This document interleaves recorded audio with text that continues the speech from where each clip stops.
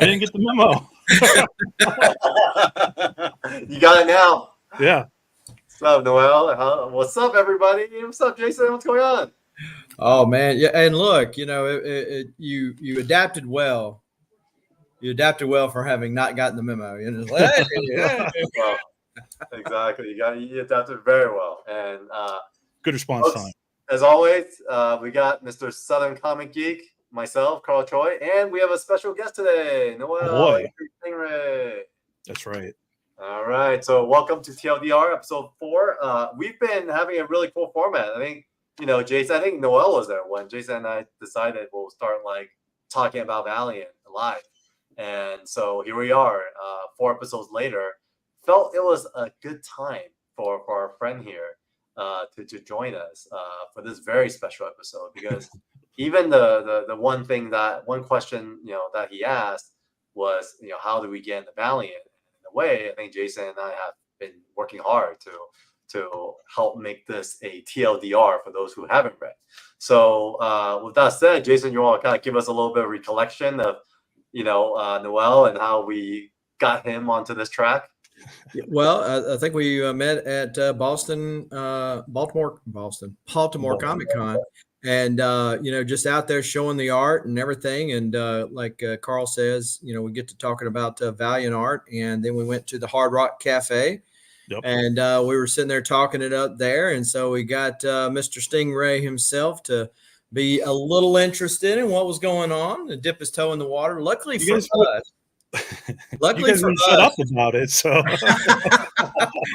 luckily for us, there's not a lot of Stingray material to read, so he feels starved. So he said, "Hey, there's plenty of value for you to read and for you to love." And so, excited to talk about it today and see what you thought. You know, it's funny you say that though, because like Stingray has appeared in 2 comics this year.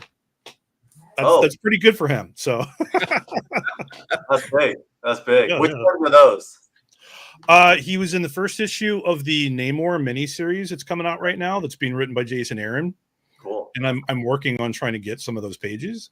And then he was in a giant size Fantastic Four one shot that came out back in like February. Oh, is that with Kreese?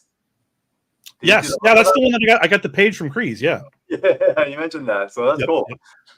So you know, with that said, I know there's a way longer version of like who you are as a collector, everything else, folks. If you don't subscribe to Comic Art Fans, please do check it out there. You can find Stingray's interview there. I did a collector interview last month. It'd be cool for just a really short for people who are tuning in now to this Valiant channel and Valiant as an audience. Like, give us a little bit of your background in collecting journey. It doesn't have to be about the art itself, but even just fandom and comics. Yeah. Well, so I started collecting comics in 1992. I think it was the latter half of the year. I don't really remember specifically. I got started with Spectacular Spider-Man. The first few comics I read was that. And then from there's an issue of Spectacular where the X-Men were guest stars. And that blew my mind as an 11-year-old that they shared the same world, you know? And so from there, I started collecting like 1 or 2 X-Men titles. And then I think from like in 1993, they did, what was it? The Fatal Attraction story, the one with all the holograms on the covers. And that kind of brought me to the wider world of X-Men. And so, you know, I just kind of like slowly grew into Marvel over a few years. And then I think in the very late 90s, I started to branch out a little bit, but it was more into like Image and stuff. Like I didn't even really start reading DC at that point, you know? But I mean, I've just kept picking up new stuff and reading more and more stuff over the years. And then from the art side, I really started to collect in 2014. So it's been 10 years now. And I started predominantly with commissions, but nowadays I get probably just as much published art, if not slightly more, than I do commissions. So, you know, that's where I'm at. Awesome. What a journey. Yeah.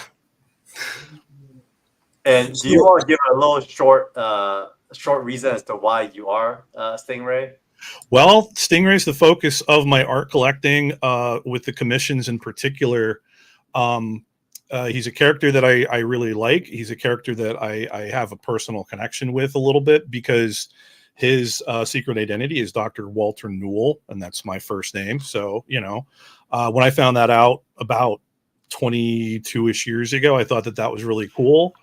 and I kind of just adopted Stingray as a name for stuff on the internet. You know, it was like my screen name for almost everything, and like that's my nickname on YouTube. And as I started getting onto the comic art fan stuff, the Comic Art Live channel, people started asking like, who's the Stingray guy?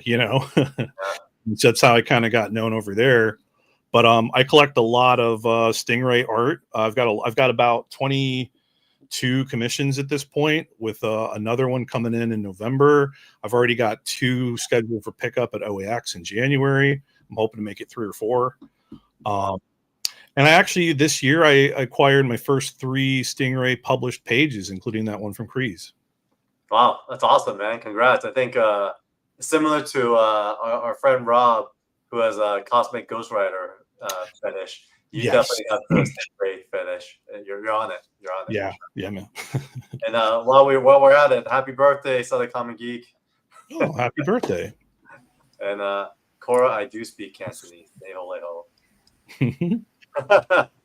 So real quick too. Okay, so obviously your background is very different. Not sure if you were ever even exposed to Valiant or only through like the conversation you overheard from Jason and I. But what sparked your ear? Like, what got you to, say, hey guys, like where did I start? Well, so I've always been aware of Valiant. I remember seeing at least a few of the books at the time, when they were coming out. I see them, I remember going digging for back issues when I was still more into that, when I was a little younger than now, always seeing them, and I didn't really know much about it. I knew it wasn't Marvel or DC, it wasn't even like Image or whatever. So I didn't really know where it fit into the comic landscape, I guess, and it's funny because like I kind of realized in the last couple of years that, I started reading comics in 92, but I missed so much. Like I didn't know that Image was like forming at that time frame, like my whole world was the tiny little corner of Marvel for the longest time. And I slowly kind of started to branch out, so I feel like I missed a lot of stuff. Like I didn't read any of the early Image books. I don't have like a Spawn #1 like everybody does, because I missed that book, I remember one time my best friend at the time, we were like 12 years old. His older sister had a boyfriend that had the first like handful of issues of Spawn, and he let us read them. And it was like this big deal because, like, oh, maybe we weren't quite old enough, but he was the cool older sister's boyfriend or whatever. And so he let us like go through them, but he made sure like wash your hands first. Don't ding them up, that kind of thing. And, but so, I like to go back and read some of that older stuff that I missed, like maybe about 5 years ago, I just got into Usagi Yojimbo for the first time, which is one of the best things I've ever read, like it's just fantastic. And now I've got almost all of the hardcover of the Saga collections, they call them. And I love it. And it's great. A couple of years ago at Baltimore, I met Richard and Wendy Peeney, and I got the first volume of ElfQuest direct from them. And that was fantastic, and that's 40 years old now. Another thing that I'm in the middle of reading right now is Starman, the James Robinson and Tony Harris book from the 90s.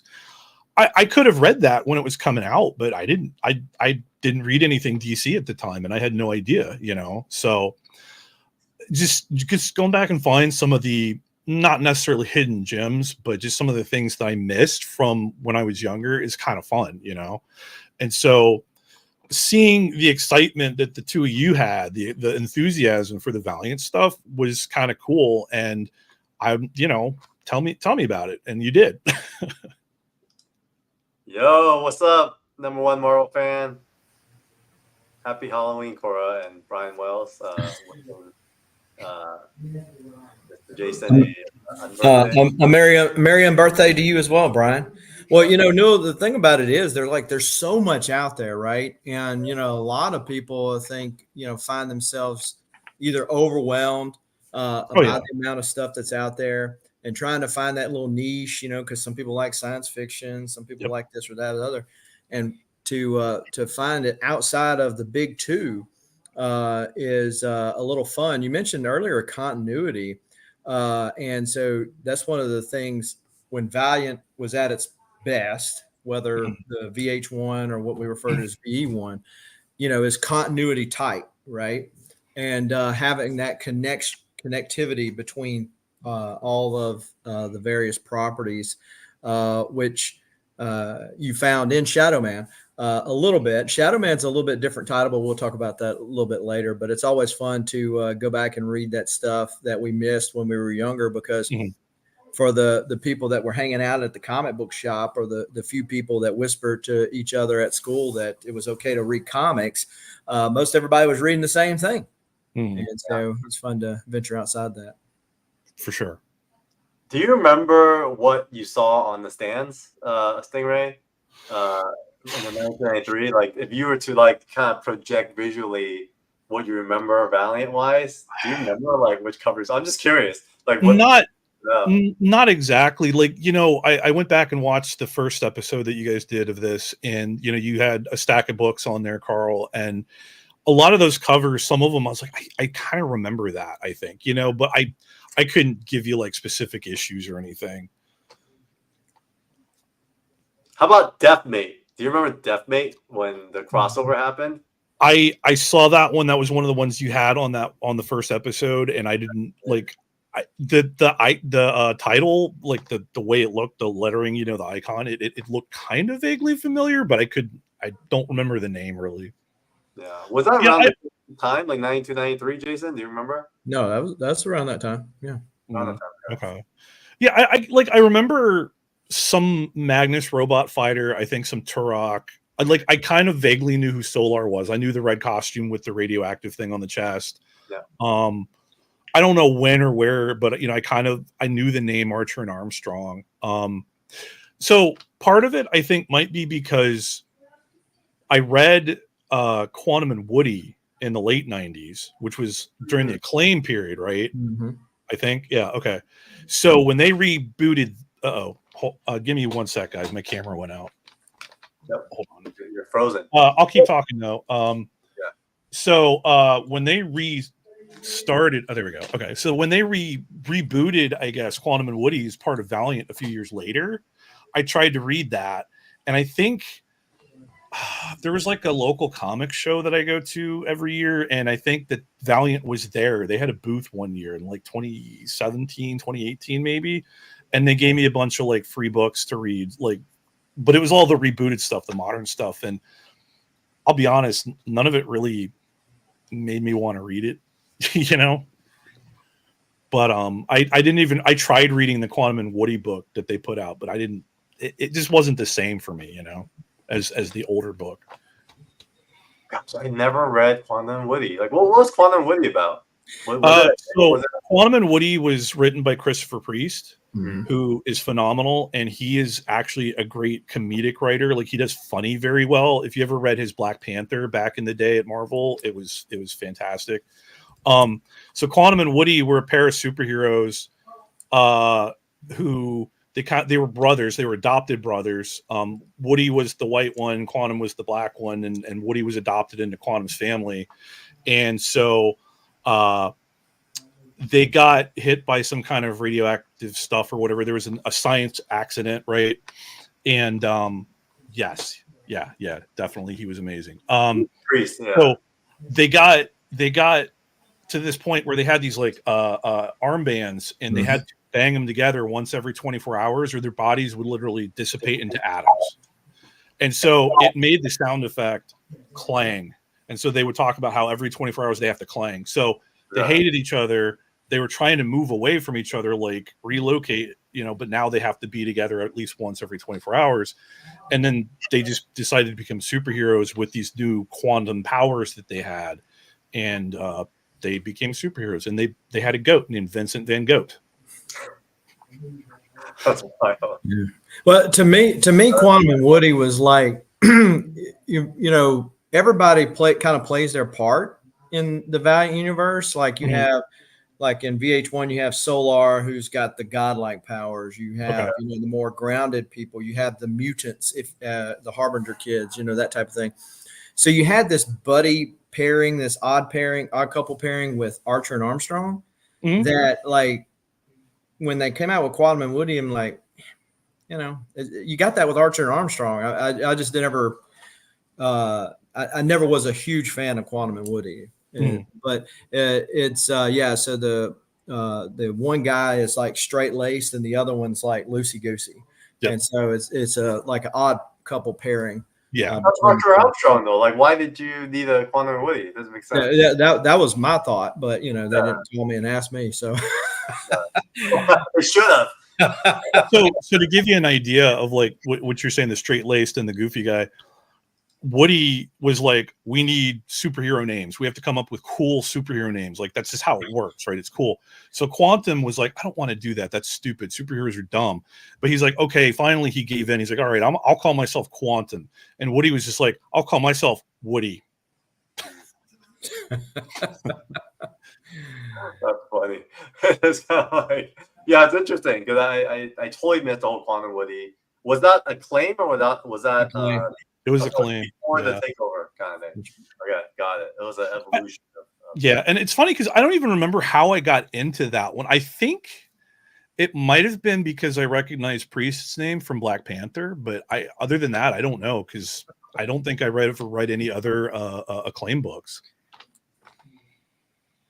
Now that's interesting of Quantum Woody because I think there was that was an era that I pretty much checked out already. But the era that I'm actually very familiar with is number one Marvel fans kind of narrative as a shopkeeper or a seller. As a retailer, he mentioned that when it hit, not a lot of people ordered, and then Wizard really pumped it up. I remember this. Like I remember. Kind of getting into it more for Wizards and then not getting Harbinger #1 and I think even Ride #1 or #2 till way later because they were just so hard to find. Like, did you guys remember that? Yeah, they were too expensive because Wizard had pushed them up. Yeah. Yeah. So, it's funny that you mentioned that because, I wasn't reading the books, obviously, but I was reading Wizard Magazine. And you know how they used to do the trading card inserts? Yeah. I want to say that there was at least one or two Valiant ones, and I probably still have them somewhere now that I think about it. Oh, yeah, there's some Valiant issues, like Valiant solely on Valiant Comics that Wizard done. Okay. But, yeah, there's several card inserts. Okay, Brian Wells is saying that Priest went from Quantum Woody to Black Panther, not the other way around. So that's not why I read it. Well, and the other thing with Christopher Priest is, he used to go by a different name, right? Jim Owsley. Yeah, so he changed his name, which is funny because the last issue of Power Man Iron Fist he wrote, which so kind of tells me, all right, he's used to this good cop, bad cop thing dynamic. Yeah, yeah. And so, anyway, he signed it by his old name, not by Christopher Priest. Oh, interesting. Yeah. Interesting. Well, he used to do editorial at Marvel too, right? Yeah, he did some of that. Yeah, and Brian's bringing up that so Sal Valletta, I believe, was the artist on that Black Panther. Later on, yeah, because I think Texera did a few issues, and then they moved to Sal Valletta, I think. Yeah, and he did some. I know he did some of the Bloodshot in VH2. So, real quick, can I ask you guys? Can you tell me what VH1 and VE1 is? What that means? What the difference is? Jason would know way better. VH1, VH is like as in Valiant Heroes. So VH1 is the OG stuff, right? Okay. So the Acclaim reboot, because Acclaim wanted to make they felt like the properties were too convoluted to sell video games. So they wanted to reboot their origins or whatever. So they reboot everything. That's VH2. So that's like the second iteration of those characters. Because if you ever read that Acclaim stuff, like the Bloodshot you see there is much different than the Bloodshot. Its name's even different. So, and then when Dinesh comes along, it's VE1. So, so he kind of rebooted and actually kind of took a little bit from each universe and they melded it kind of together. Okay. In the new one. Yeah, it's pretty interesting. I just did like a quick search, and if you were to kind of, it brings you right to the Valiant forums, basically. where they do talk about these things. He kind of breaks down the VH1. Oh wow. VH1 right here. VH1, 1991 and 96. So this is pretty much the only era I'm familiar with. VH2, as kind of Jason just broke down, was Acclaim. Those 3 years I totally missed. VEI is Dinesh, right? His crew, and then 5 years of DMG, which I don't know if much happened or if anyone, really dove into that. And then more recently, Now Alien.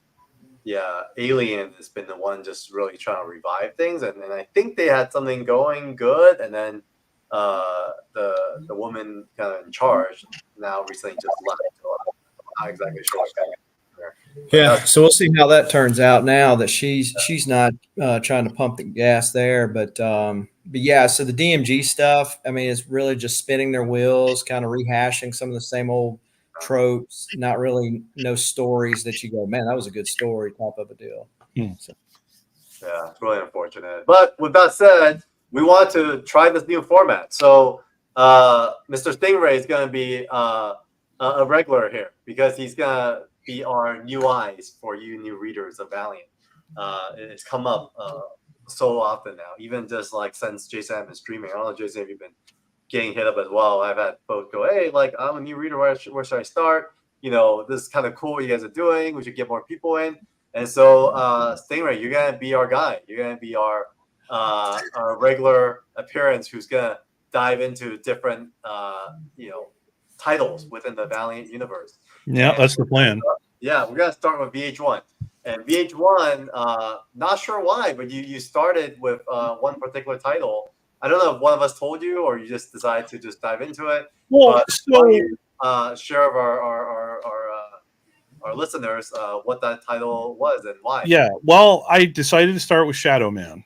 I was going to try to start with Archer and Armstrong because, Carl, you and I talked about that one, and you said you thought that one was the most fun, and reading some of the synopses of the books, I kind of agreed with you, and so I was going to start there. And I do have an Archer and Armstrong omnibus coming to me soon. I'm waiting for a friend of mine to send it to me.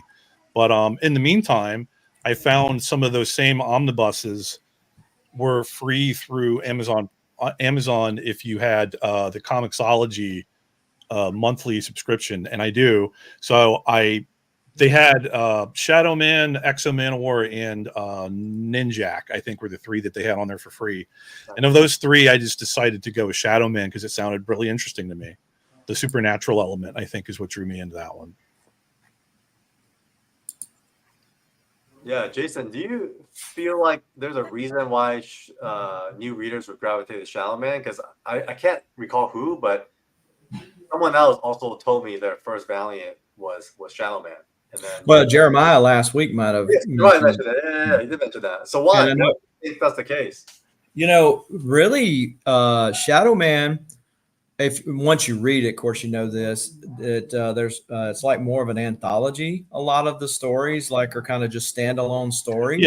Yeah. So there's not a lot of, and then in my estimation, and everybody feel free to disagree, but in my thought, he's more the standalone character of them. I mean, you'll have an occasional crossover, but a lot of the stuff he's dealing with is with, the bad guys and the necromancers and all that kind of stuff down in New Orleans.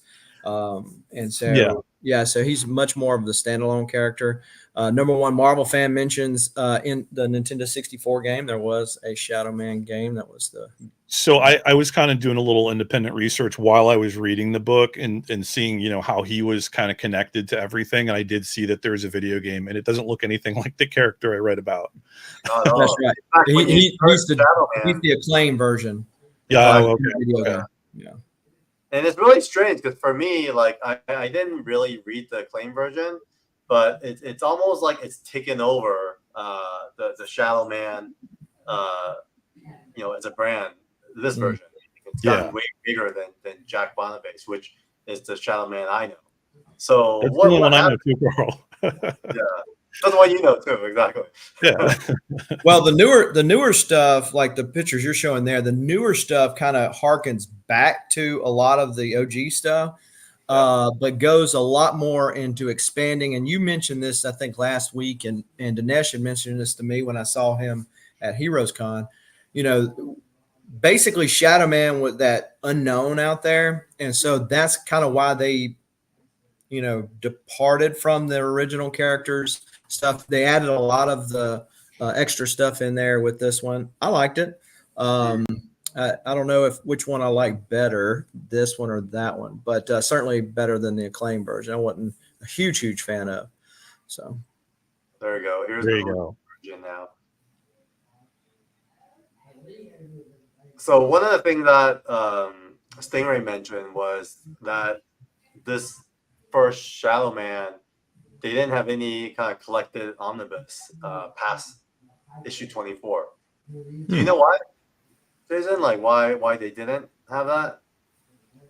that makes sense to me. I mean, that's only halfway through, right? Yeah. There's like, I think 43 issues in that first volume. And then the 0. Yeah. I don't know. Yeah, it's weird because I don't know who put out this omnibus. I have it here in front of me.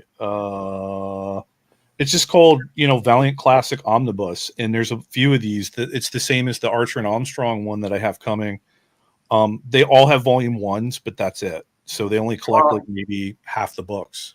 You know, bring it up to the camera to show what the cover is. I can. It's on a tablet, but I can try. Okay. It shows up. There you go. Oh, yeah, that's a Frank Miller cover. Yeah. When I saw that, I was like, "Is that Frank Miller?" And then I saw the FM in there. I was like, "Oh yeah, that's awesome." That's a part of the connecting cover for the first round of Unity. So. Oh really? Okay. Okay, That's so cool. I have to ask Noah, what was the impression? Like, give us your general assessment as a fresh reader into So the Valiant universe through Shadowman. I felt like Shadowman was fun. I enjoyed it. I thought it was an entertaining book, but it was kind of I felt like it was all over the place, you know, like it was a little wonky, I think is what I told you originally, right? It felt like I noticed early on that, you know, they switched artists every couple or a few issues and they kind of bounced back and forth. And a lot of times the artist was also the writer, which I thought was really intriguing. So I wonder if I kind of started wondering, like, if the fact that they were jumping around on, you know, who was writing the book from one issue to the next, or maybe they'd do 2 or 3 and then somebody else would do it, if that affected the continuity within the title itself. You know what I mean? It just seemed a little bit like it was weird to me how like they would give you a little like snippet of info on like his powers or his origin or whatever, and then you wouldn't hear about it for a while. And then, you know, like it wasn't until the 0 issue, which came out after 24, that really kind of got into his backstory. But even then, that added more questions for me, like, who are these aliens now? You know, like I told you about that, right? Like I didn't know like what that was about. And so, you know, apparently I have to read Exo Manowar to find that out. But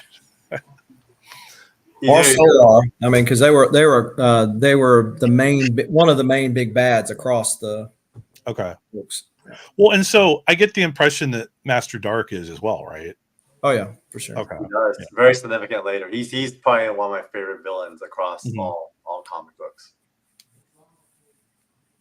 So Shadowman, I think it's all over the place for a reason. I think for me it's weird because maybe I don't remember where I started with Valiant. I think I started Harbinger, but I think personally why I like Shadowman was it kept me engaged with like a fresh story at each issue. So in a way, I kind of read it like the type of TV shows that were in continuity, and that worked really well for me. And I think it was designed that way. And I always have to imagine like Valiant being a really healthy place for creators, because I felt like a lot of creators pour their hearts out for the books. And I think in a way, when you write and draw, there is something a lot more cohesive about each of these stories that closed the loop for me personally. So that was kind of my memories of reading Shadowman and why I loved it. Okay. How about you, Jason? Any thoughts on Shadowman and your Well, response? I think that yeah, there's some. As much as I like a cohesive, connected universe, I think that there is something to be said of just reading 21 pages and go, that's a good story. Cool, some cool action, especially after he changed out of his blue jumpsuit into the Leather 90 the textbook 90s jacket, right? And the fact that New Orleans is 2 hours away from me, so it's kind of close to home.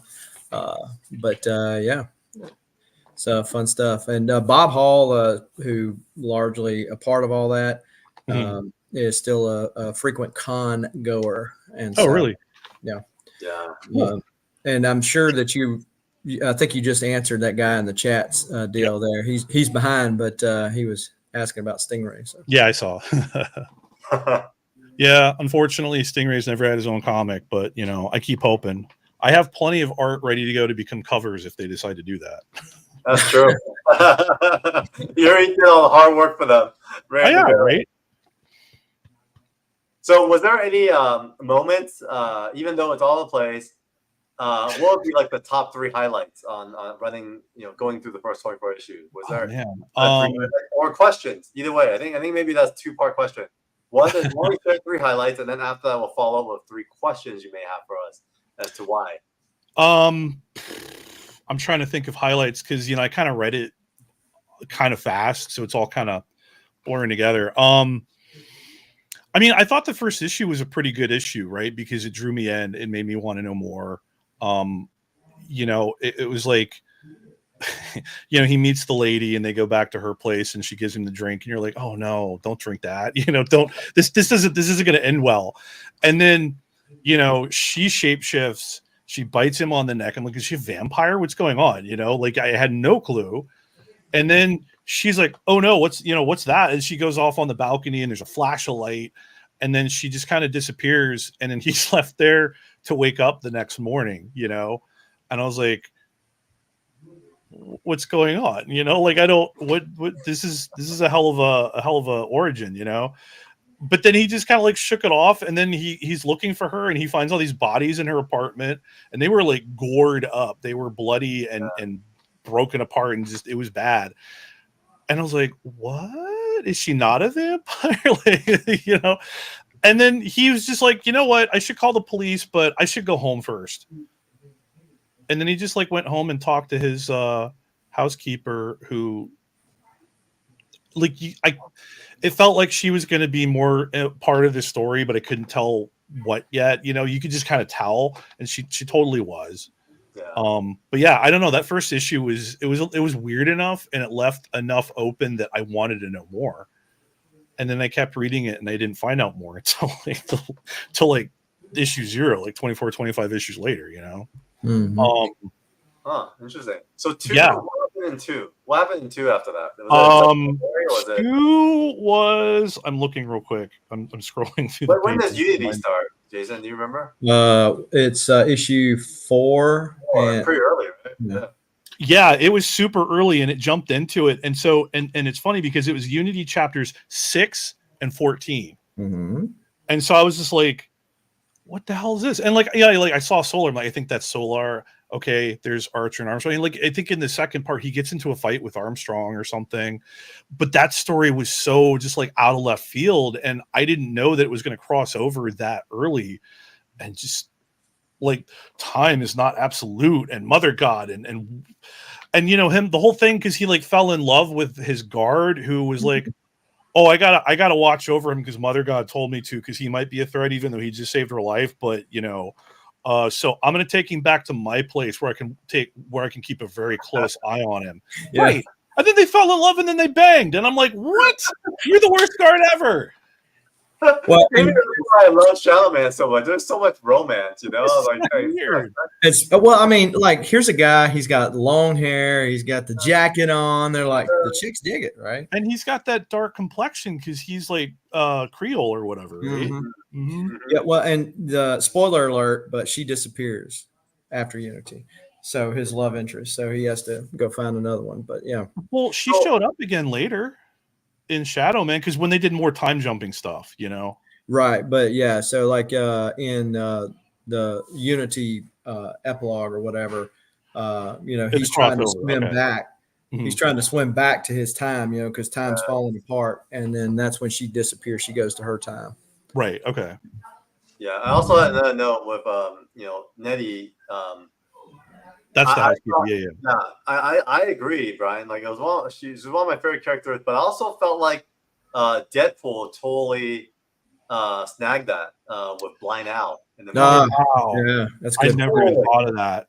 Yeah, they totally snagged that, and I do want to make this kind of like a conversation because beyond, you know, this very, you know, clear example, often I think we finally touch on this too, Jason. Like the MCU, I think they pulled a lot from Valiant. I'm pretty sure a lot of the writers read Valiant comics because just the way they tied in everything. Because in a way, like Iron Man's armor didn't behave like Exo's armor in the comics. It was like an armor, but over time it became this kind of, remember, like exoskeleton thing, Right. alive, right?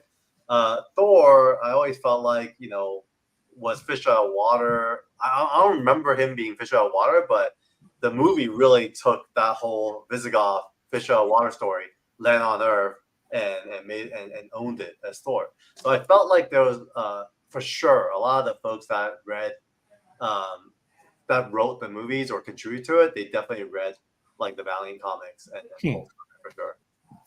Yeah, that's a good point about Blind Owl. Yeah, so yeah, she acts as his kind of direction. You mentioned him getting bit by the spider alien. You know, I feel like that was like one of those things that they dropped at some point, because it's if my memory serves me correctly, and Brian, feel free to correct me in the chat, but my memory serves me correctly. They said that the Shadow Man power works differently because of the spider bite. Like, yeah. basically, it kind of messed it up or made it go wonky. And so I think they said it was like subdued it or something, because otherwise Master Dark would have come for him sooner and would have been able to use him and abuse him more or something like that. But by and large, like, especially the longer you go, like that spider thing is like, yeah, okay, it happened, you know, I guess. But right. Well, it's funny because, you know, reading it, I've assumed that was the source of his change and becoming Shadow Man, but you know, as you keep reading it, you know, you find out that no, it's more voodoo stuff than alien stuff. But you know, that's one of those things that it takes it a little while to get there to really bring that to the fore, you know.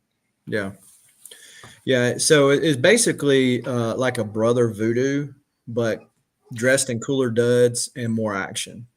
You know, he never gets to that Sorcerer Supreme level. No, you know, but so that's another thing, right? Is like they never really, his power set was kind of unclear. Like, what does he actually do other than at nighttime he gets this devil may care attitude, right?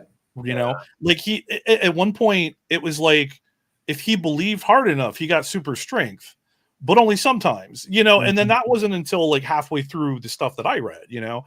And then, you know, like Nettie came in and explained it a little bit, and I think that's, you know, like they tied that back, like, oh, well, you should be able to do that all the time, but you got bit by an alien vampire lady, you know. So yeah, it did mess with his power set, and that's what I was saying with Dinesh had mentioned it to me, is that, you know, it's, you know, that's why they kind of expanded on his lore and the whole Loa thing, which is something that you'll find out if you read. Well, and I like the voodoo connection. I thought that was cool. When you get into some of the later issues and they kind of hint that Nettie might actually be Marie Laveau, like an actual historical figure who's like the queen of voodoo or something in New Orleans. I thought that was kind of a cool call out, you know. That's cool. I like how they did that too. Yeah.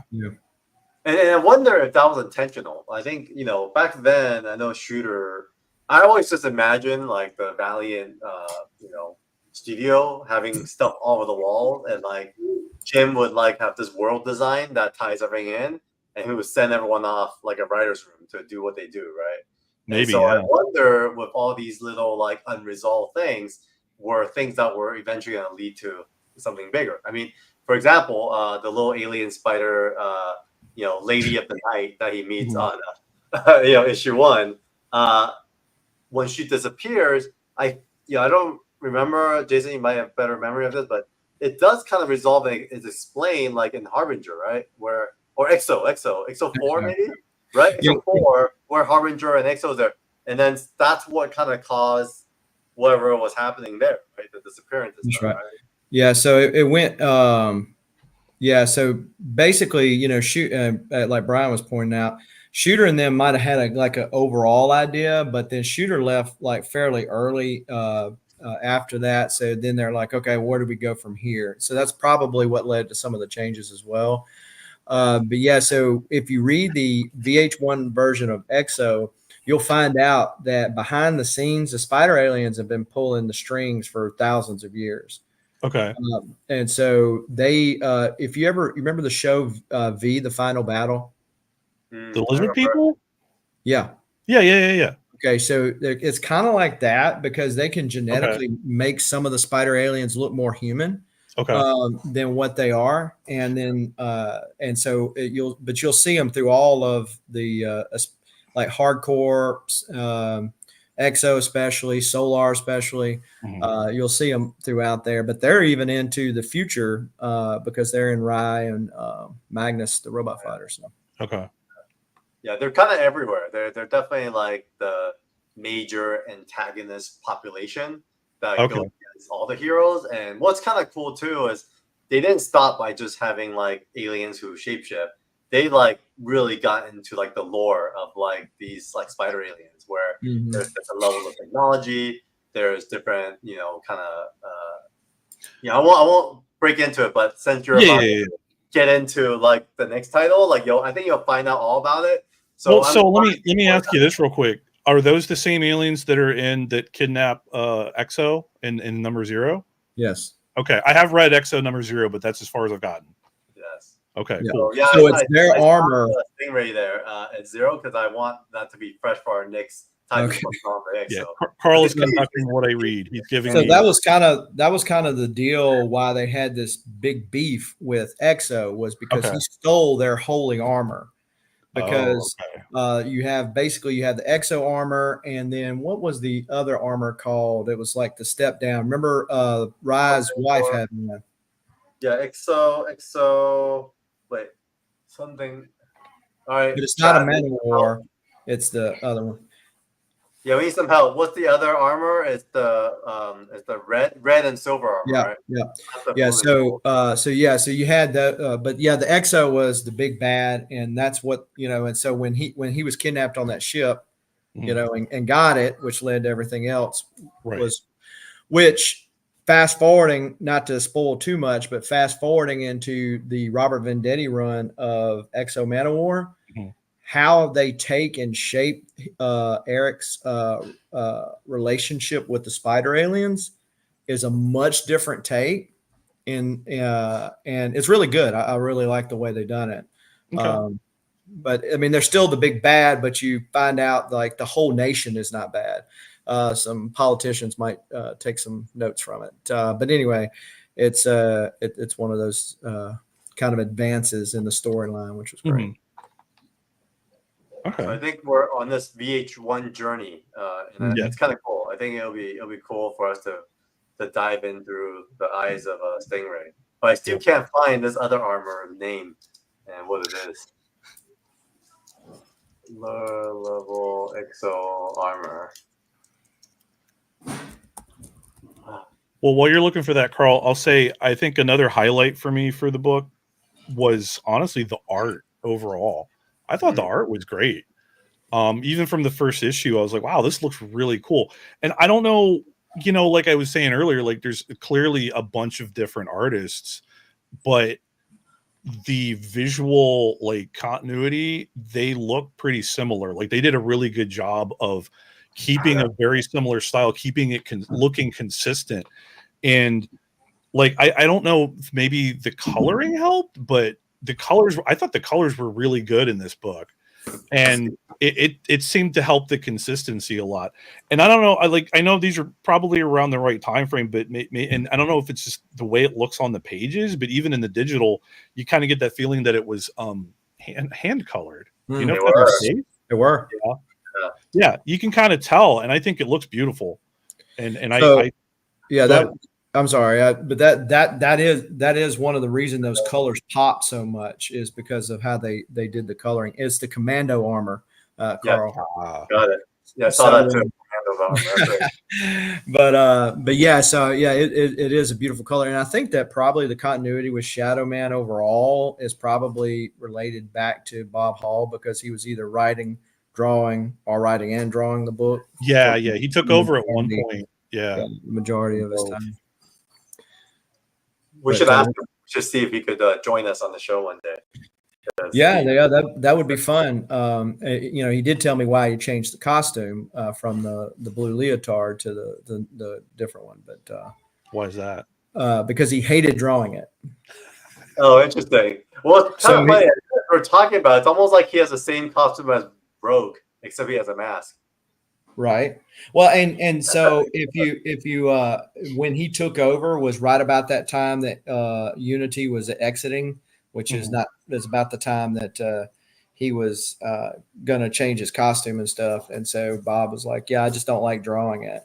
And so you got a Stingray fan in the chat, so really just kind of drawing them out, man. I mean, hey, more power. We need more. Yeah, the whole coloring thing is the thing. So when it comes to the house style, I totally agree because let's see, color guides, Valiant color guides. Are they colored guides or are they colored pages? I don't remember. That's a good. They're called color guides. Color I guides, got. Well, there's that's one for the card. That's Scott's right there. yeah. Porter side. But yeah, like even like from the first cover, like you open it up to the first page and it's Jack playing the saxophone with a spotlight on him. It's got the title Jazz. Like it just looked really, really good, I thought. Yeah, the colors are amazing. They did a great job. Wow, who owns this? Oh wow. Wow, this is sick. This is awesome. So talking about the colors, and what's up? The other Carl is in the chat. Other Carl. Oh, Carl. So, but yeah, so talking about the colors, I just shared an email exchange with JJ Jackson, who was the lead person on that, just this week, because I was asking her about some of the ones that she still owns. And so it was just really talking well about how that the color. I mean, like you think about the solar colors, like when he's fighting Mother God and stuff, how all those colors are just popping. It just made the story. And it'd be nice if I could get her on. She seemed real talkative about projects she's currently doing and maybe hitting the con scene because she's doing fixing to be doing, according to her, a Defiant. Which is the shooter spin-off of Valiant, right? Defiant. So she went when Shooter left, she left. So so she is supposed to be doing a Kickstarter with Defiant, fan created thing, and so she might want to talk about that. That'd be nice. Okay, that'd be cool. But yeah, no, Dan Moeller has so many of these early colors. Oh, is that the shot? There's the Frank Miller, dude. That's so sick. Wow. And look at this. Noel, this is like it's literally it's not just a guide. I think this is the actual color, the published color. So to me, it's almost like the painting to the book, right? Original hand color art, production of Valiant. Yeah, see, makes sense. Trading card, okay. Yeah. So if you put that first set of connecting covers that Frank Miller did, it's the hands that are holding all those characters. That's what you're seeing that yellow as. Dude, what's so cool is if you look at also the talent, the level of talent that was working on Valiant books. This is a Walt Simonson cover, dude. Yeah, he did. I think he did one of the covers for the Unity issues in this or something. I forget. Yeah, he did all of them. Okay, yeah. Yeah, so Frank Miller did a whole interconnected one, and then so how many of the Miller covers are there? 8. 8. Okay. Yeah, it's really cool because I felt like not only like story but like visual aesthetics. Valiant does such a good job of like assigning unique aesthetics, like even this whole like energy thing, right? They kind of they obviously Walt interpret it in a little different way than like Barry Windsor and whoever else, but this kind of like energy thing, it's very Valiant. I think it's very unique to Valiant how these energies were being used that I love, that always stood out to me. There's Torok. And there's also Walt. Yeah, Walt as well. Wow, so good. Yeah, I mean, going back and watching a little bit of the previous episodes you guys had done, like seeing that, there's Walt, obviously Bob Layton was heavily involved, Frank Miller, like there's a lot of big names that were working on this stuff. Oh yeah, for sure. For sure. And and the ones that Dinesh would later bring to the V1 stuff, I mean, no slouches either. I mean, you're talking about Matt Kent, I mean, it's writers or artists, Matt Kent, Jeff Lemire, Miko Suayan, the list goes on and on, The question is, did Dinesh bring any aquatic characters too? Alas, I think that is something that they're severely lacking, Yeah, there isn't, right? No. I mean, what was it? Was it our Marines had some like aquatic scenarios? They went underwater at one issue or so, but they're basically the government's EXO, answer. So it was pretty cool. Stingray just our Marines themselves, like that's the human interpretation of the EXO armors. Oh, did they like backward engineer it or something? Yeah, basically they got it to fight against EXO. And, nice. So then the Marines, Marines, and so they fight the space aliens. They do this whole thing for I think 13 or 14 issues, and then they have a VH2. The Acclaim run has a few issues as well, which the last one being a ghost book to try to find. There's actually a Nintendo 64 game of them. Okay. Yeah. Wow, Brian has nearly every page of Armorine Zero. Oh my God. Some of my Armorine pages are made out to this guy named Brian. That's because I bought them from him. Brian, did you Jim Calafori? Did you take him out for a few nice wine and dine the guy? He mentioned that on the show he was on that back in the day he got them for like super dirt cheap, so he picked them up at the right time, but yeah. So any other takeaways from Shadowman or any other questions that you? So a thing that it happened like 3 or 4 times in the book, and I just thought it was funny. It was kind of cool though. When he would be in a room or somewhere and he wanted more power and he wanted to like intimidate people, there'd be just a hanging bare light bulb and he'd go up and go and smash it so that it would be in darkness. And then suddenly he was able to beat ass a lot harder. And I was just like, okay, I like that. But he looked like that kind of a character when they had their costume redo. He looked like that character just like wants to whoop somebody in the back alley. Oh yeah. Well, there was one where 2 guys like they were in a bar and they were talking, like hitting on a girl, and they were being real over, excited about it. It was kind of gross. So he followed them into the bathroom and they were like, yeah, we're going to get some of her, blah, blah, whatever. And he's like, you guys picked the wrong bar to walk into or whatever. And there was just like a bare bulb hanging on a long line so that it was like right here, and he's just like, and just beats their asses. And then they leave and they apologize on their way out. And it was just such a funny scene. I just thought it was great. Who is Peter? Oh, hey, Peter Amiati. Appreciate you for joining us. Yeah, thanks for dropping by. Yeah. But actually, Noel, I actually felt like that may be an answer to one of your earlier questions: is what the heck is his power? That's actually, I actually understood that he's more powerful in the night.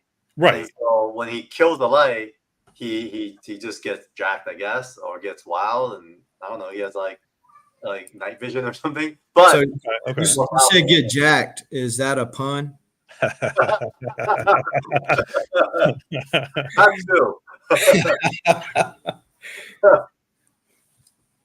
So yeah, I think maybe that's I guess maybe that's a question for Bob later. Okay. Yeah. But yeah, is it the night, the darkness that feeds his character because his enemy is Master Dark. Right. Yeah. So, and that's something that I thought was a little bit confusing. Was Jack has some of his power comes from like necromantic energy, I guess, and that's why Mr. Dark or Master Dark is interested in him. And Master Dark was an interesting character. His motivations and overall plan were a little bit confusing at times. They did have there's the one shot, the special that talks about Master Dark. It's done like a encyclopedia almost. Dark Passages, I think it is. Yep.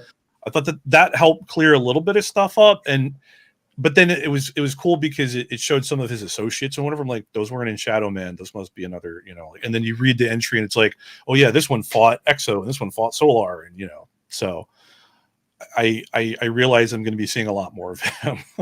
Oh yeah, he's one of the big bads. The Spider Aliens, him and Harada are like the three. I haven't encountered Harada yet. Yeah, the big bads. You'll meet him for sure. You'll meet him for sure.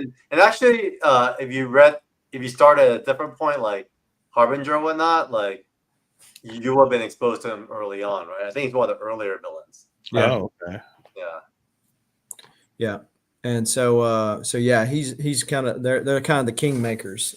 You have the magic, you have the cosmic, and you have the more mutant kingmakers, right? Okay. So yeah, so that he's an interesting play. So yeah, with the necromantic energy. So did you read all the way 40 through 43? No, this covered the book that I have is up to 24 and then 0. Oh, okay.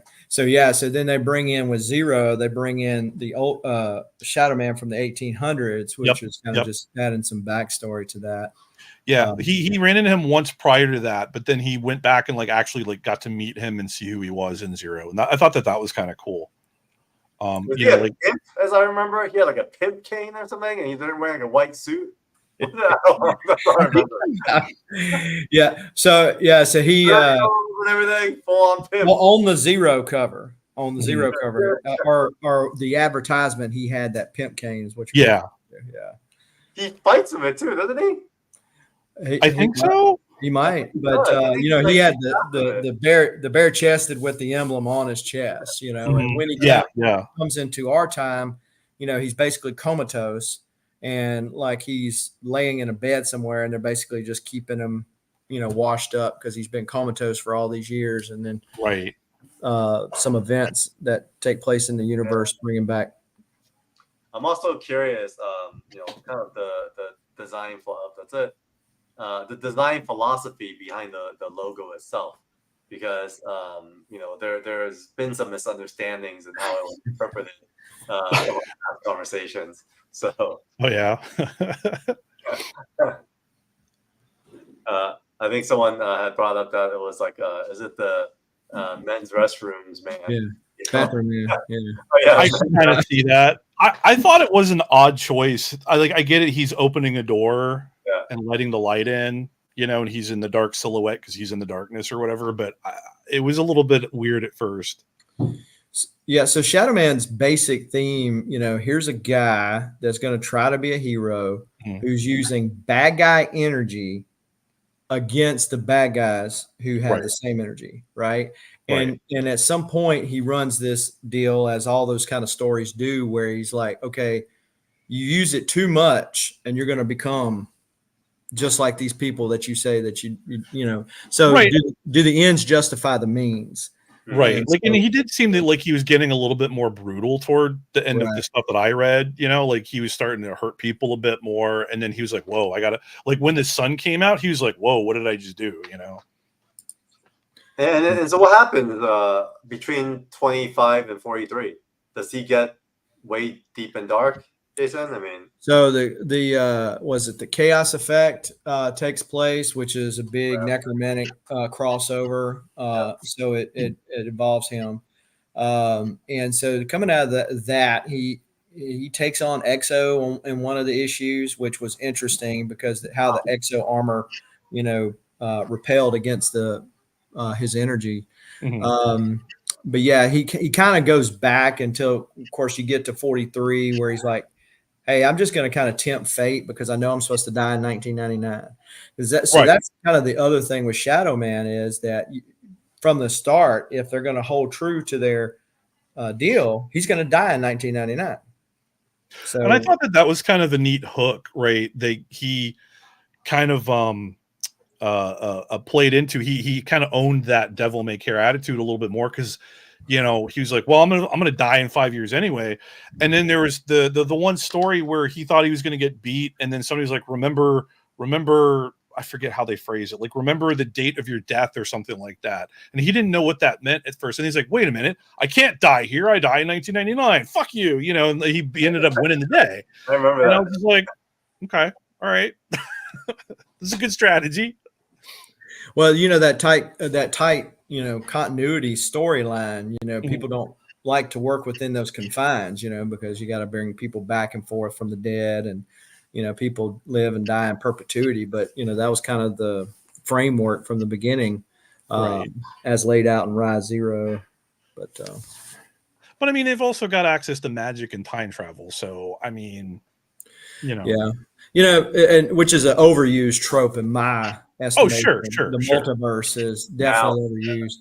And so, that's one of the other things with the Valiant universe. It's more of like, hey, this is what it is. Like, they die, they dead.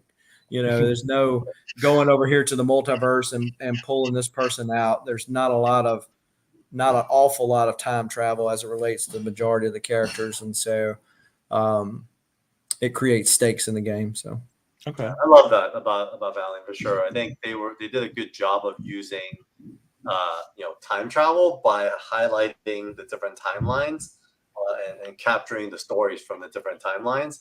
So even though a character Rai may die during this timeline, they could reintroduce Rai in the Future Force in another timeline. So that they're not bringing that person back, but they're bringing like a different version of that person in a different timeline. So I love that about even Bloodshot, right? Bloodshot's the earliest version of the nanoknights and stuff. So I felt like Valiant did such a great job with that as their infrastructure. Yeah, and tying Rai together with that he's not, well, the original Rai that dies in Unity is not full of the blood of heroes, but the one that we all know from Rai in the Future Force, he is. He actually has the blood of heroes in it, which is shown in Rise Zero. But yeah, to tie all those, and they went ahead and went to Magnus's timeline in 4000 AD.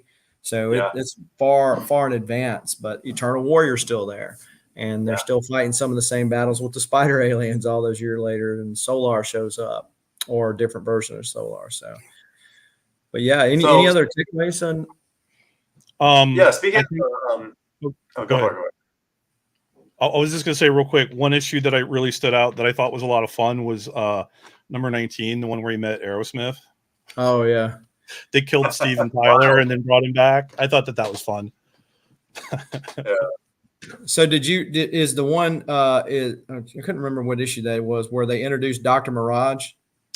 Yeah, he was in one issue, and then they did an issue of the second life or whatever of Dr. Mirage as a tie-in was in this too. Okay, yeah. So the first appearance of Dr. Mirage is in 16. Yeah. Oh, okay. Yeah. So I definitely read that one. Yeah. Okay. Yeah, I forgot about this. That's cool. So speaking of Unity too, just kind of circling back to the question I had. What was it like reading, the few issues of Unity within this Shadowman line that, from like with no context, because Shadowman plays a very specific role, a very big role in Unity. Congrats, Jason, recently on acquisition, but he plays that role. So what did it feel like reading that coming from Shadowman's perspective? So they did 2 issues that he was in 2 issues of Unity, and like I said, it was 4 and 16. Like if you look at the whole of the Unity story, and the first one was like issue 4 of Shadowman. So they jumped into it really early. And I'm still trying to figure out, like, okay, who is this guy? What exactly are his powers? Are we going to get back to the alien or whatever that bit him? No, we're going to the future. And I mean, it kind of, and it was funny because, at the end of issue 3, I guess, he went to get help from a voodoo man, and the Voodoo Man says, I have something to show you. And they get on a boat and they go out in the bayou and they're in the swamp. There's this big tree with these huge roots sticking out of the water. And they're like, yeah, you got to go down there. And he swims down there and there's nothing there. And he comes back up and he's like, there's nothing there. And they're like, well, no, duh. You connect best to the powers and whatever in the portal at night. You're Shadowman, you know? And he's like, so they wait for dark. And then he swims down there again and there's this portal and, you know, and he disappears into the future. And then so you go to the next issue and it's like, what Mother God, what is going? And then, you know, all of the other heroes are there and it's like, what's going on? Why is he like, you know, it was just, it kind of pulled me out of the Shadowman. But then I got caught up in the Unity. And then after a second issue, he's just gone. He went back home and he swims out of the tree. And he's like, they're like, oh, are you okay? You've been down there for like an hour. He's like, an hour? I was gone for like a whole week. And it was just, it was wild. I'll put it that way. It was a wild ride. You got some ass. Yes, definitely. I feel like the sexiness of Shadowman was something that I gravitated to because you know I spent my 20s in the nightlife scene. That's my business, and I feel like when I think about Shadowman, you know, being at the bar. Were you hanging out in a lot of jazz clubs? You know, I didn't until my bachelor party. So oh, nice. I did my bachelor party in New Orleans, and I remember I thought about Shadowman all the time, every jazz club I walked into, and so yeah, I think nostalgia-wise, it set some sort of like imprint in my heart. Well, that's cool. You know, there's a Shadowman Day. In New Orleans. Yeah. And so, and then one of the Shadowman issues has vampires in it, and it's an Anne Rice because she's a big author from that area rather. And so, yeah, January 17th. Oh wow! Proclaimed Shadowman Day. That's kind of cool. You know how many other characters can say they got their own day? That's I don't know. That's wild. I have no idea. Have you ever visited New Orleans during this day? I wonder what the heck they're doing. I've never been there on that day. New Orleans is either. 2 hours away from me, so it's an easy train. 1993, so it's been about 31 years. So I wonder if it's still active. I'm super curious. I wonder how many people dress up like Shadowman. That'd be cool. Yeah. We should go down there for Shadowman Day, Carl. Let's do it. Field trip. Yeah. It's a little pre-OAX. Yeah, that's a little too close. But it would be fun. Yeah. All right. I mean, so no, thanks for giving us your TLDR to Shadowman. Yeah, for sure. I mean, I know it's a little wonky adventure. I know that there's some confusion in the process, but it was still fun though, Yeah. Does it make you want to read more? Like with these questions, does it help you answer some of these questions today? I would definitely like to read the rest of Shadowman. I think there's, it's less than 20 more issues, so I think it would be worthwhile to read it. I just don't know the easiest way to do that right now. I'll have to I'll hunt them down or something. I don't know, but I'm looking forward to reading the next thing to kind of explore a little bit to make more sense of Unity, to make more sense of some of the other characters. So I don't know I can't remember if we said it or not, but I'm going to do XO next because I have another one of those omnibuses that I got for free for the digital. So that's the next one I'm going to read. So that's got like 20 something issues in there. I read number 0 already. So that was pretty cool. I had no idea I was going to get some Quesada Palmiotti art right off the bat, and that was sweet. So sweet. So I'm looking forward to reading that one. And then obviously I think the next one after that will be the Archer and Armstrong, because I should have that one in hand by then. Yeah. I can read that one physically. Yeah, I think what's going to be really cool is you're going to get little pieces of Unity, and then all the different pieces of the puzzle was going to start coming together. And I'm excited for you. Yeah, so XO, I was just looking at my CLZ app because I have all these single issues. Right. So you said it goes through what issue in XO? Hold on. Let me look real quick. Come on. Because you got a lot of first going on with that. Oh, really? Yeah. So, of course, you got EXO. You got Harbinger's first appearances in issue 4, the Harbinger kids. Then you've got the battle between Axe and Exo Manowar. Axe is a character that you'll see some in Harbinger. Actually plays a key in Bloodshot's death. Oh, wow. You have the Unity crossover. You got Solar. You got Bart Sears art with him and Turok. Oh, right. This goes up to Exo 30. And apparently it has Armorines number 0 in it as well. Well, that's what I was going to say. So you got the first appearance of Armorines in there too. So yeah. So how many issues of EXO was there? Do you know? Yeah. So the first one is 68. Okay, so this is just shy of half. Okay. Yeah, it gets very wonky at the end. Ron Mars, I loved him in Silver Surfer, loved him in Green Lantern. I did not like what he was doing with the Exo armor, but at some point, Bart Sears comes back, and he's doing some of those latter issues. Andy Smith draws a lot like Bart Sears, and he was on some of those latter issues too. Thiago, there's always the rewind button. Appreciate you for showing up. And then just as a tease, the next one, the other one that I have digital, so maybe after Archer and Armstrong, I have Ninjak.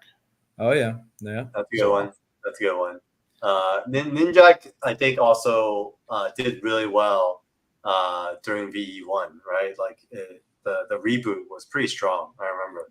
Oh yeah, you had some top tier talent on it, and basically you think about a James Bond, Ninja James Bond, right? Oh, that's cool.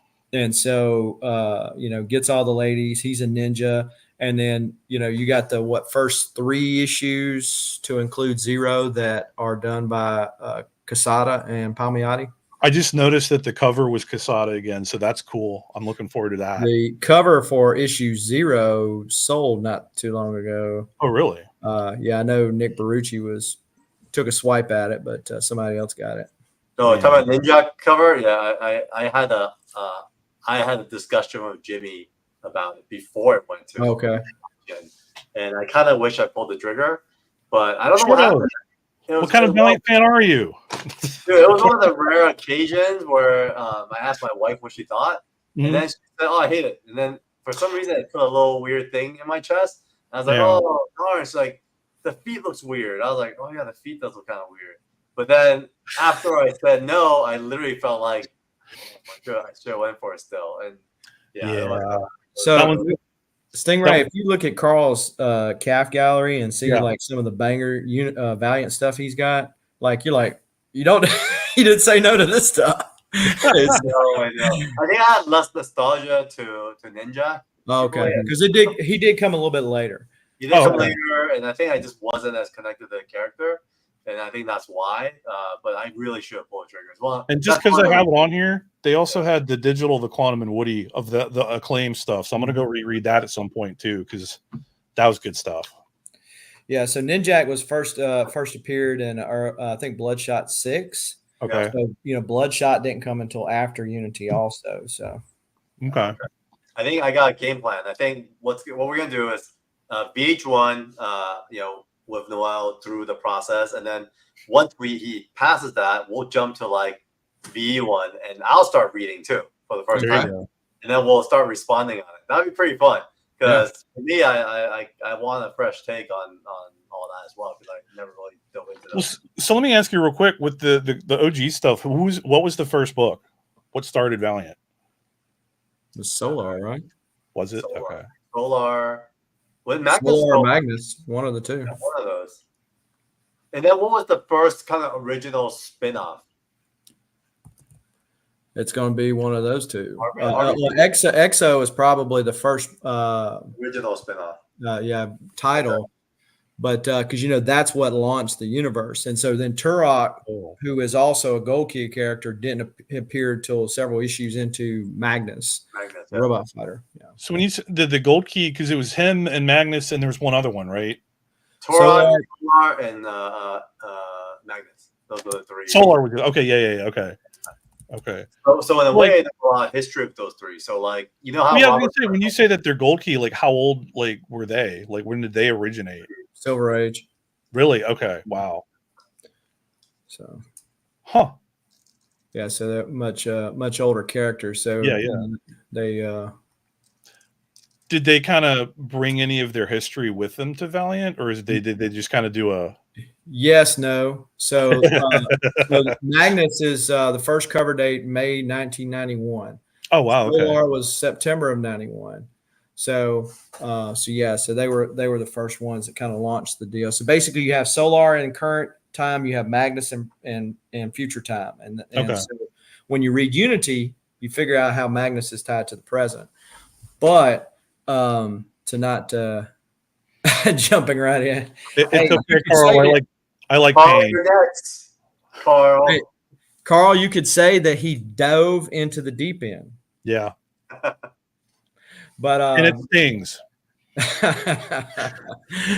but yeah, so Solar in the first few issues of Solar, it tells his backstory, and he kind of plays on being a comic book character, and then he kills the other version. So then the real version of Solar exists inside the Valiant continuity, and basically he wants to, right some of the wrong he did by destroying other universes, which kind of plays into Unity because Mother God has the same powers basically as what Solar does. So he's trying to keep her from destroying all time. And so, especially in that last issue where he pulls everything out of the black hole or the wormhole. So, am I going to learn more about Mother God in EXO? No, but you will in the early issues of Solar. Okay. Well, so except for the 2 crossover issues. That's Yeah. Because she comes to EXO and she tries to steal his armor, and I won't tell you what happened to him as a result of that. But yeah. No spoilers yet. We'll let you catch up. But with that said, I think we should maybe, speaking of Unity, talk about this our show and tell part of the show. I think Noel, hopefully you could contribute to the future parts of this. But I'll go first this week, if that's okay. All right. So I think I know what you got. So I'm gonna just kind of I pulled a few pieces specifically for today because I didn't have a lot of new art. I do have one piece that's new. This is actually, I think, one of my first Unity interiors, and this is from XO Man of War #8. So, well, you're gonna see this as you dive into it. Oh wow! Yeah, this was very memorable to me because I remember when XO had just gotten his throne, and I think he was just negotiating, right? Because he was like, "This is like my kingdom," kind of thing. But what issue is that from?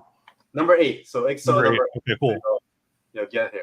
So this is a really fun piece that I got, and yeah, these are kind of little moments that I just remember from reading them early on. And then I looked into what Shadowman art I had.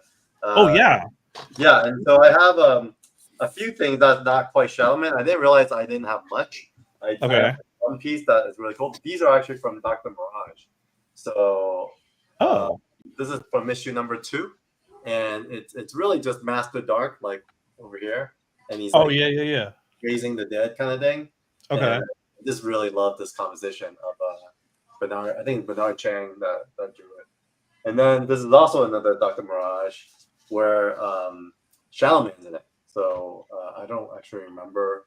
I like that page a lot. That's cool. The splash, yeah. It was actually one of my very, very early comic art collection from like 2017-18. Oh wow! One of the first Valiant pieces that I bought, and it's because Bernard was the first guy that I ever bought comic art from, and so I was like, "Oh, what's the Valiant, Bernard stuff I could get?" And that was on the first page on eBay. But what I really love is actually one of my favorite covers from Shadowman, and it's from issue #13. So that's a good one, yeah. Yeah, I really love this one. How do you pronounce his name, Jason? Yeah. Don't get me to butchering it. So yeah, I know it's Randy Elliott with the inks, but something. I never know how to pronounce his name. But I really love this though. I only remember the standalone story. But it's the you said that was #13? 13, yeah. It's the dude who is, in a theater, and he basically is like a serial killer, and then Shadowman goes and hunts him down. But this was one of my favorite standalone stories, and so I felt like I had to grab this one. So this is Yeah, no, that was a good one. yeah. So that's my show until this week. So some kind of Shadowman nostalgia and my first interior of Unity with EXO. No, that's cool. All right, so this is from Rye number 4. So the first appearance of Rye was a flip book with Magnus. So he introduces Rye. So this is prior to Unity. So I think, Carl, you had that one on one of the earlier episodes, right? The flip book? I think so. Yeah, you showed it. Yeah. Yeah. Okay. Yeah. So this is, and we mentioned about the spider aliens. You'll notice that they're spiting the spider aliens here. Yeah. Cool. And Japan is a giant dragon that's being attacked by the spider aliens. And spoiler, Mother God tries to use his people, Rye's people, as a way to get him out of the war because she's so scared of him. So anyway, so there's that one. And you've been going hard, so I'm excited to even have people see what you've been getting. So this was kind of timely, and you'll recognize this scene. Yep. So, and this is what I was talking about, the colors. Like, I usually like black and white art, but like this is something that's lost without the colors being on here. Oh, for sure. Oh, God.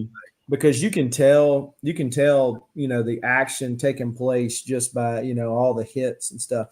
And so you see a little Shadowman over there going, "What should I do? I got to save her." What in the hell? Such a moment. Yeah, and I wonder if he was just trying to get some ass too by saving her. He might have, He was too busy giving it to her son. You're like, damn, what's that girl wearing? I better save her. Well, and Really so, there's some of the issues, depending on the artist, where it's a little more provocative than it is in other ones. And you're like, my goodness, what were these guys thinking? But they knew what to get, horny kids, they knew what to right. do. But I actually own the page after this also. And, and so this is where, and so Shadowman actually attacks Solar. Mm-hmm. And this is kind of leans back to what we were talking about earlier is what is Shadowman's powers that he can take on Solar? Right. And that Solar mentions, I felt that. Mm-hmm. So, yeah. Does Solar have any kind of weakness or anything to necromantic energy or something like that? Maybe so. Okay. Dude, this is such a banger page. When you show me, I'm so happy for you because I totally remember this moment. Are those dark spots like glue or something where the word balloons fell off? Okay. Well, no, the balloons are all still there actually, but the glue does stain it. Oh, gotcha. And so, if I can keep it, I like to keep the word balloons on there, even if they're stained. Yeah. So it's just kind of a timely piece that came in this week for me as well. Here's something that fell off that page, and the guy who sold the page to me, he actually wrote a little note that said he likes to take it off because it gets yellow or something like that. So. I guess there's a lot of these stick-ups back in the day. Yeah. Huh. Well, as they were just kind of crafting, I mean, that's how they corrected a lot of errors, right? But, like that Harbinger page that I showed you, where fantastic page, but only one of them actually made the cut. And it's the bottom panel where Solar and Mother God are fighting in the end. And it's actually the first panel of the next page. And so, as they were crafting everything together, let's take this out, let's add this and move this around. So, whereas now you just do it digitally. Yeah. So yeah, man. Congrats on those pickups, man. Those are straight bangers this week. Yeah. Thank you. All right. So that's kind of wraps up our show. We went through all our, different chapters, and episode 4 is down. And thanks for everyone tuning in. I think the next time we'll have you guys will see Stingray. He'll be all caught up with EXO Man of War, and that will be the cover. That's the plan. Well, at least the first half of the series, right? Yes, first half. Jason, anything else we got to cover before we wrap up tonight's show? No, I think the other Carl mentioned it as well, but congrats to somebody to diving in. to in this point age old comics. You know what? Yeah. It's hard to believe that the '90s were so long ago, Yeah. but there's a few years between us, right? Hush, other Carl. Uh-oh, here it goes. he might be tempted to participate in the show and tell next time he's here. Well, yeah, I mean, I'm always happy to show off stuff. I just don't have any cool Valiant art like you guys. Yet. Yeah. Well, you know, it's funny. I looked on Anthony's site earlier before we got on here just to see. There's a lot of stuff on there, and it's all kind of cheap. I don't know. It's not expensive. Like you can probably get some stuff like for pretty good prices. Yeah, there's no Shadowman though, so. Yeah, the Shadowman pages seem to be a little bit harder to come by than what some of the other stuff. Anthony's got some EXO pages. I keep thinking about putting an issue back together because I've got a lot of those pages already from that issue.